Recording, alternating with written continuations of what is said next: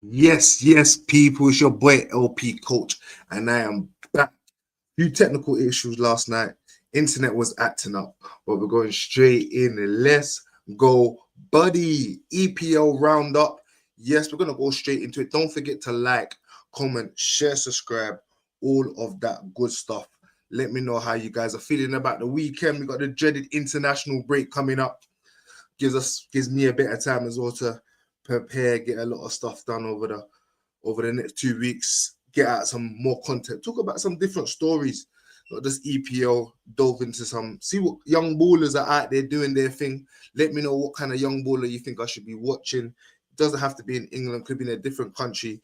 Maybe a player that you feel that no one's really hearing about, or even a player in non-league, could be one of your mates doing their thing. Let us know, give us a shout, let us know how they're doing. And again, I just want to apologize again for the technical issues yesterday. Internet was acting up. I thought, you know what? Let me just wait until the morning. And then now it seems to be working fine. Let me know if there have any issues with the volume, the connection, anything. But let's go straight into it. EPL game week 7. Bournemouth versus Fulham. 3-1 to Bournemouth. If you watch my EPL preview, you would have seen me talk about the boy Semenyo. And I've been telling everyone about the boy Semenyo, but I just don't think people are really taking this kid in. I don't think the top teams are. I don't think Europe is actually taking in Semenyo. He's had a long journey to get to the point that he's had, this little kid. I say little kid, but to me, he's a little bit younger, revealing my age a bit. But yeah, Semenyo, rejected from loads of clubs from Young, Arsenal, Chelsea, Tottenham, went non-league, ended up signing for a non-league club, ended up getting a move to Bristol City, then to Bournemouth. And since he's been moving to Bournemouth, since his last 2 seasons in the Premier League especially, he has been producing. I said it before, right foot, left foot, strength, tackling, crossing, creativity, intimidation. He is the type of player that you want in your midfield. He's definitely the type of player that you want in your midfield. And for me, I definitely feel, and I just noticed right now that my thingy isn't on. There we go. I did notice that wasn't on, and I just thought, wait a minute, sort this out 1 second.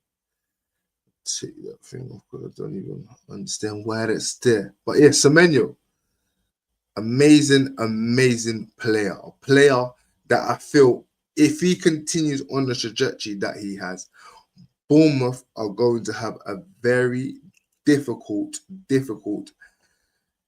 hand in keeping him because he's a top player. He's an amazing player. And for him to go and produce in the way that he's producing, I thought it was going to be a tight game. Fulham played quite well. But the difference was the quality. Proven Premier League quality in the likes of Semenyo, even Patrick Kluivert. Even did you see that thing on social media? I saw that thing on social media going around with his brother scored for Lyon, and then the younger brother scored for Barcelona, and he managed to score all on the same weekend. So it must have been a good weekend for the family. But with the quality that Bournemouth are possessing and the way that they're moving forward, it's definitely going to have a big task in the hand keeping a lot of these players moving forward. But definitely a good result for Bournemouth. Definitely a good result for their manager. He's definitely a manager that's going to be touted a lot with the way that he's performing. But for me, how I see these managers is it's a different kettle of fish when you're playing and you're coaching these lesser teams. But when you're coaching the big boys and you got the big pressure and you have to win titles, for me, it's a totally different game. So we'll see how Bournemouth crack on throughout the season. Leeds, moving on for that. But I'll say quick about Fulham. With Fulham, I don't think they have to worry about this game. I think with Fulham, as long as they keep going on with good, decent performances, their objective is to stay in the league and push for and hopefully get a European spot. So I wouldn't worry too much about Fulham. Leeds versus Spurs. Good game, 2-1 to Spurs. The boy Kudus is turning up. I want to start with the boy Kudus first of all because there was a lot of talk about his performances at West Ham. Everyone knew his talent, a lot of people were saying that Tottenham have got a really, really good player on their hands, replacement for Son. Some say he had a little bit of a slow start. Tottenham fans were getting on his back, but now he's producing. And I feel like he's had decent performances, but I think Kudus' biggest problem is he hasn't been able to be consistent. You know what I'm saying? He's not a consistent guy that always gets you them goals, gets you to get, but he always offers you that threat. He's entertainment, does great skills. But Spurs need players that's gonna push on and score them goals and be productive. You can see Richarlison sometimes is on and off. You got the likes of, obviously they've lost Son. They got Kulusevski, who's always injured. Ben Johnson, not really a player that they can say produces a lot of goal for them. So it's important for Kudus to step up and be an important player for Spurs, and he's definitely doing that with his winning goal against them. And with Spurs, for me, they're going on really well. Thomas Frank, his ability to play in the Champions League and play in the Premier League, and he's got big players missing out. He hasn't got Maddison, not in the team, and with the likes of Simons, there was problems of why is he starting out on left, coming into the middle. For a lot of people, what I'm seeing nowadays with a lot of fans, you don't understand the concept of foreign players coming in. Not every foreign player is going to come in and bed in straight away into the team. There's certain avenues, certain aspects of how you do it and how you get them into the team. Some of them, you have to play them in a certain position where in the wing, where they get a lot of the ball, they're going to get on the ball, get comfortable, understand the league a bit more. Then you can put them in a favoured position, like Simons, where he played in the 10. And he had a decent game. I thought he could have done better, but again, he's slowly going into the game. But it's definitely a good for addition considering that they got Maddison injured. But yeah, good result for Spurs. Good result for Tottenham. 2-1, pushing along nicely in the league. Trying to be consistent in the Champions League spots, and also trying to get themselves a trophy. Arsenal versus West Ham. Moving on quickly. I'm going to run through these games nice, quickly and simple, because I should have spent last night with you guys, and I know because of the timings, a lot of people is not going to tune in, so I'm just going to get it all out there, slap it out to you guys, and yeah, we go again. International break, I'm going to slap out a lot more content for you guys, but yeah, moving on. Arsenal versus West Ham. Arsenal asserting themselves now. They are now the favourites to go on and win the Premier League title, and with the performances against West Ham, Arsenal are now looking like the team that have the most complete squad. A lot of question marks about their strike force. Gaio is, for me, he's not the best of strikers, but he is scoring them goals. Saka looks like he's coming back to the form. There was a bit of concern. Odegaard came off. There is issues with his knee. He is going for a scan. He's going for operation. But with Odegaard as well, for me, the last couple of seasons, he's been good, but then when it comes to them crossing over the line, he hasn't been quite there. And with the addition now of Eze, it gives Arsenal a great opportunity to produce that consistency in their performances with players that we know that can do special things in special games. So I feel like this injury maybe can work in Arsenal's favour in terms of how they produce, in terms of their performances moving forward and winning games. And it's important. And you know what? Everyone was talking about Liverpool last season and this season, their performances, not playing the best, but still getting results over the line. You saw that they was able to get the result. They wasn't able to continuously get the results this season, losing 3 on the bounce. But last season, they managed to win the league.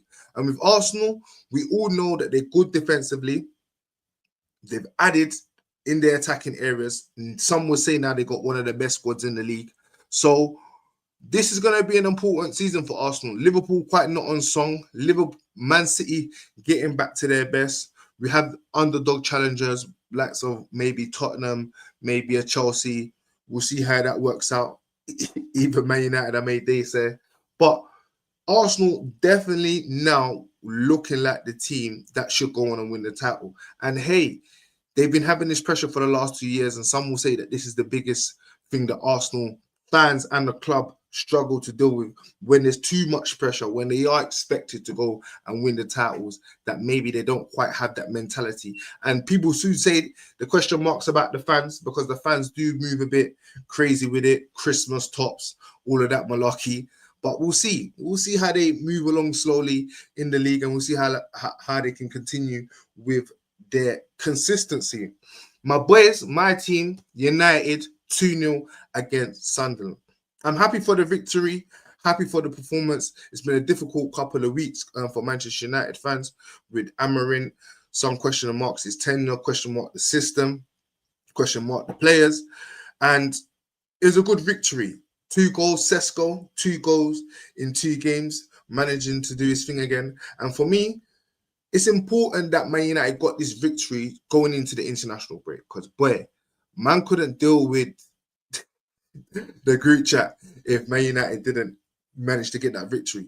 And for me, the week before that, the loss against Brentford, for me, I was very angry. I was saying I want Amarin out. I said it before. And then I woke up in the morning and I came back to reality and I was like, listen, no, this has to take time. My concern is about the players. I think the manager's been absolutely superb in the press conference, how he's speaking, dealing with the press. The press really like him. And I feel like them things are important in terms of just keeping the calmness when it comes to the things off the pitch. And I feel now Ruben has put the ultimate responsibility on the players. He's proven if the players play well, the system can work. If the players don't play well, the system's obviously not going to work. So it's important for the players now to step up and produce them performances week in, week out. I'm tired of the excuses. I'm tired of the fans. I'm tired even of the manager sometimes. I just want victories. So considering that Man United have managed to do that, 2-0 victory against Sunderland, and a team that a lot of people were saying that Sunderland, decent, they are decent, they've been having good results, difficult teams. These are the teams that Man United struggle against, can't get the points against the big clubs. Yes, we don't get victories all the time, but on a lot of times that we do, and performances are decent. And as a Man United club, we should expect to be ready to compete in the big games like what we did against Chelsea and Arsenal despite the defeat. These are the performances that we should be producing and we should see it. When we come back from the international break, we've got the boys Liverpool, big game. And don't worry, that's when the lessons are going to start. That's when we're really going to know about Manchester United, really know about Amarin. Are we going to have this roller coaster up and down moment, or are the players really going to actually step up and say, you know what, this season, we're really going to give it a go. The boy Manny Mace getting a goal as well. Big him up. He's been a very important player for Man United and Amarin, especially in terms of his work rate, his energy, his enthusiasm that he brings on the pitch. But obviously the question marks with his fitness. Obviously the guy's never fit, always injured, hasn't completed 90 minutes for a very long time. This is the crux. Can Mason Mount push on? Can he be consistent in his fitness and producing them performances for Man United? It's going to be very key. But yes, important victory. Sunderland, I feel like they'll just brush it off. Had a really good start to the season. The aim solely would have been to stay in the Premier League, and they've had a good start. So I don't think this will stall them or flatter them in any way moving forward. Let me have a little drink.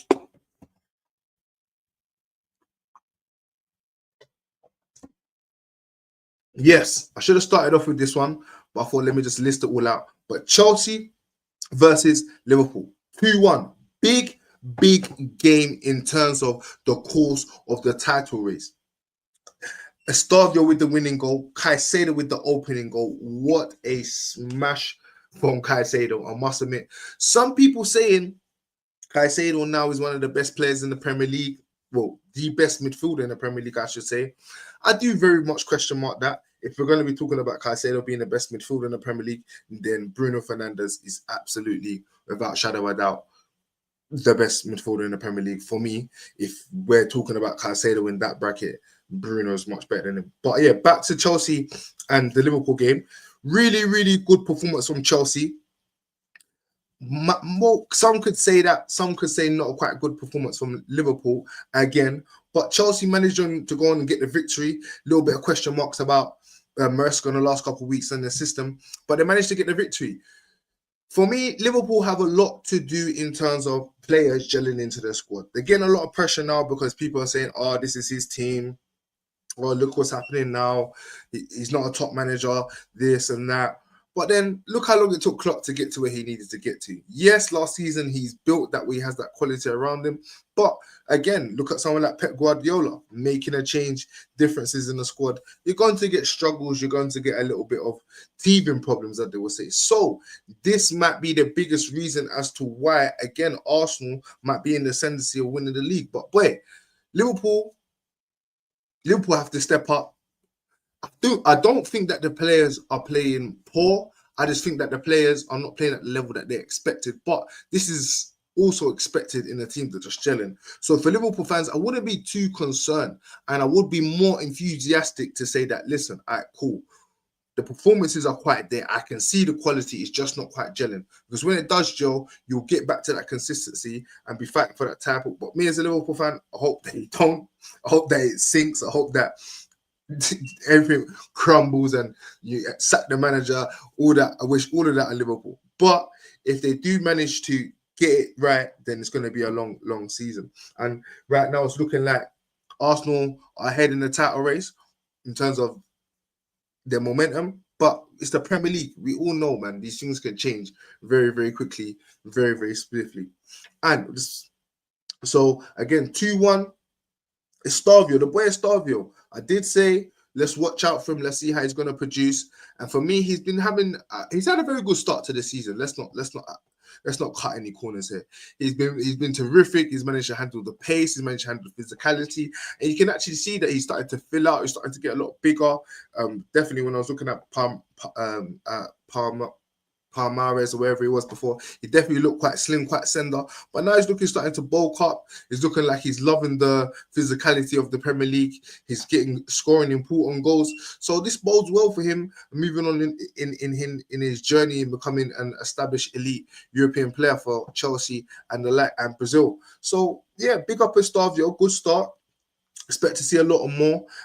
We'll see how he also features for Brazil in the internationals. But yeah, got to big up his Stavio and himself moving forward. Moving on. Brentford versus Man City. 1-0 Man City away victory. Haaland managed to get in the goal. And not the best performance for Man City. Did create a lot of chances. Brentford showing that they're still a decent team, managing to get in behind the likes of City. City still showing question marks in terms of their ability to kill off games, considering that the quality that they got in their squad. Because I don't think the question mark about City right now is how good their squad is. I think we all know the quality that they possess in the squad. It's just about the consistency of producing that week in, week out. We're not quite seeing it from the likes of, say, Doku, who had a good start to the season, but we need to see more. Reinders had a decent first couple of the games, need to see more. Savio signed a new contract, need to see more. So there are a few players in that team that I feel that need to step up and be more consistent if Manchester City want to push on and be challenging for them top honours in the Premier League. But it's a decent result for them. Brentford, I think they'll brush this one off again, similar to Sunderland. Main objective will be to stay in the league. Manchester City, one of the big boys. As long as they can produce that decent performance, no big injuries, they'll move on and brush us off onto the next game. Yes, moving on to Newcastle versus Nottingham Forest. Postecoglou, or Postecoglou, I would say. This guy has got a big problem on his hands. He has not won a game in his last 7 games. Yeah, 2-0 loss to Newcastle. And for me, I think, again, the biggest problem for Ange, I feel, is his ability to adapt to the Premier League. When he first came in at Spurs, he had a decent start to the season. He had a decent season. I think they got 8th or 7th, one of them positions there. Next season, they struggled in the Premier League, but done well in the European positions. But Ange Postecoglou's ability to not adapt in the Premier League, and just how Amorim said it, adapting doesn't always mean changing your system, changing how you want to play, but it's maybe changing the way that you're doing it. Maybe a player playing in a certain position, or maybe tweaking something and switching it up to allowing that ultimate goal in which you want. And you got Nottingham Forest got a problem right here. I do believe the owner's going to stick by him because of their relationship, the Greek relationship. But then I won't be surprised if he's second, considering how the owner has been over the last however many years. But yeah, Nottingham Forest got a big problem, and I do feel it's in terms of the recruitment, how that happened, the situation with Nuno, the players that maybe come in are not players that both managers now want. Issue with the camaraderie, players leaving, it's not quite the same. Pressure now being in Europe, so there's a lot of things going on now, and players also not getting their moves, having to sign new contracts. So there's a lot of things going around at Nottingham Forest that they need to settle down, focus, get themselves on the pitch, and producing their performance. But Ange Postecoglou's got a big job in his hands. The owner's got a big job in their hands because they've put faith in Ange. If they sack him, there's going to be question marks about what they're doing. A lot of pressure from the fans, and a lot of question mark from the players as well. And we all know when that starts happening, things can end up going very sour very quickly. But for Newcastle, very good victory. Like I said, for me, what I look at is the teams definitely that are in a European competition and are playing in the Premier League. Can they balance both? Can they produce them performances week in, week out? And these players are showing that, and Newcastle are showing that they can. Not sitting high up in the tables, but now producing that momentum that Eddie Howe and his team will definitely look to bounce and use during the international break and coming back into their next game. But their striker, Walter Moore, apologies if I got it wrong, definitely looks like a replacement for Isak. Isak struggling at Liverpool while he's got off the ground running. I think that's his second or his third goal for Newcastle. So he's doing really well. He's doing really well. Newcastle kind of they got to keep that momentum. The key thing about Newcastle is they don't have the best of squads. They have the best of squad. They have a decent squad. It's just about keeping everyone fit, keeping everyone happy. And I feel like them being in the Champions League is going to be a key part for them. And how their journey in the Champions League ended in the second time, I should say, as a club going into the competition wasn't really good. So I think that momentum and the club and that feeling of wanting to prove themselves in the Champions League, and as well pushing on as a club as a whole, as wanted to be one of them consistent teams that's always pushing for the top 4 or top 5 places, some would say. So definitely a key important victory for Newcastle. Definitely looking like they're starting to gel and are one of the teams that I feel that are going to have an important say in the title race and them European spots. So yeah, man, let me guys know what you think. Oh, 1 second. Yeah. Let me guys know what you think about the results of the weekend. Did your team do well? Did your managers do well? Did you expect more from your players? Who else did you think that didn't really step up? Like, for me, I feel like, well, I'm going to move on to Everton and Crystal Palace, 2-1 to Everton. I feel like right now, after this international break is when we're going to see the most interesting part of the Premier League. I think a lot of the teams are ready now. A lot of the teams are ready. Villa as well, also getting 3 points. I think a lot of teams are ready now to go on and produce them performances. And this is where we're going to see some really high quality top games. Because like I said, it's very important. The World Cup year, a lot of players now, especially because when you look at the England squad and Thomas Tuchel and his selections for the England squad, a lot of question marks as the likes of Phil Foden, another player that's started to get back into his mojo. Jude Bellingham was included. Jack Grealish, who I'm just about to talk about in terms of Everton, really producing. And these players desperately want to be in his World Cup. For the likes of Jack Grealish, this is his last ever opportunity of going to the World Cup. So a lot of these players are going to be producing high quality football to ensure that they can get themselves into them squads for that World Cup. And with Jack Grealish, Crystal Palace 2-1, he's got the winner. His performances definitely warrants, and I'm going to merge this a little bit with Tuchel. I just talk about him literally. His performances definitely warrant him getting to the England squad. But I definitely feel what Thomas Tuchel is doing is he's given a lot of fringe players opportunities to play. And I think what he's doing also, he's trying to create that camaraderie where he's like, all right, cool. I want at least 30 to 40 players ready for me at any given goal. So Jude, these guys, these guys know that they have the quality to get into the squad, but I want them to feel it. I want them to have that hunger. I want them to be like, no, this guy's come in, had a good performances. I got to make sure that when I get back into that England team, I'm producing at 110%. Because I do feel over the last couple of years, I feel like the problem is now a lot of the players are getting comfortable. Yeah, and that can easily happen. A lot of players are getting comfortable, and it doesn't allow other players as well to have that opportunity to have consistent games, to build that consistency, to see if they have a impact, if they're going to have an impact on the England squad.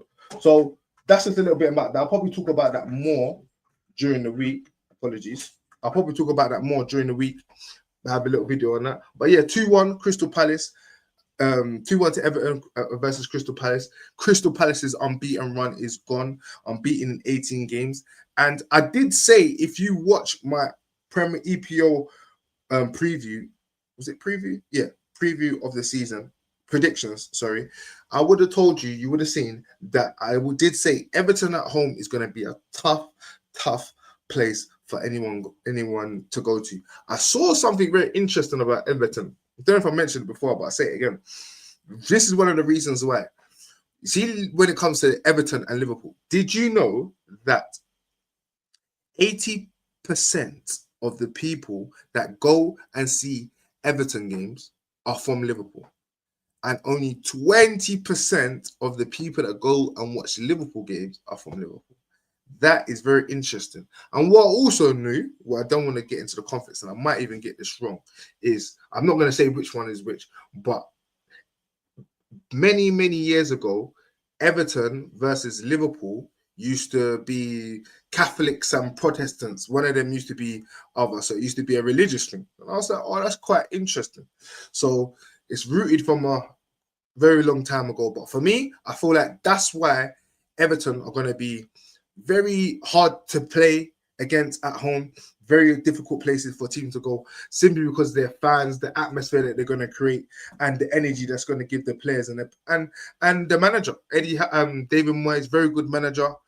West Ham are definitely a lesson learned in terms of how you have patience and have gratitude in terms of the manager that you got, because I feel like it's a big problem. Again, I'm going to make another video on that for the West Ham fans. Is look at where you are now. I feel like West Ham now are in a relegation fight, and look where you was with David Moyes. You was challenging, you was in Europe, you was winning trophies.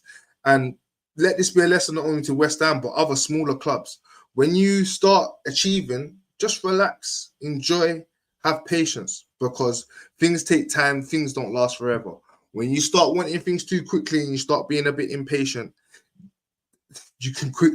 life can quickly come back and tell you, hey, sort it out, buddy. But yeah, before we wrap up the show, Aston Villa versus Burnley, 2-1. Villa look like Mullen double.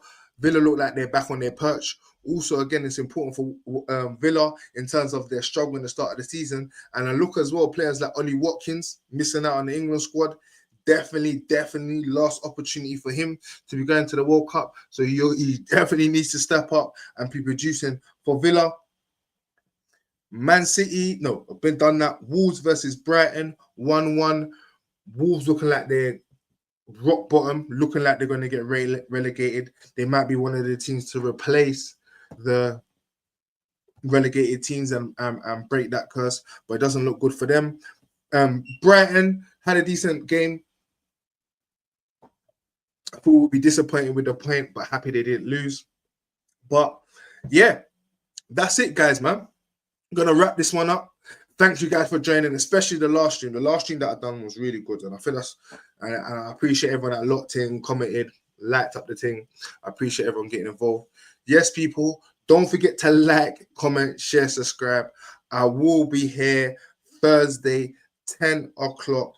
That's the times, 10 o'clock Thursday. If I won't, I will be updating you guys and let you know what's going on. But yes, let's go, buddy.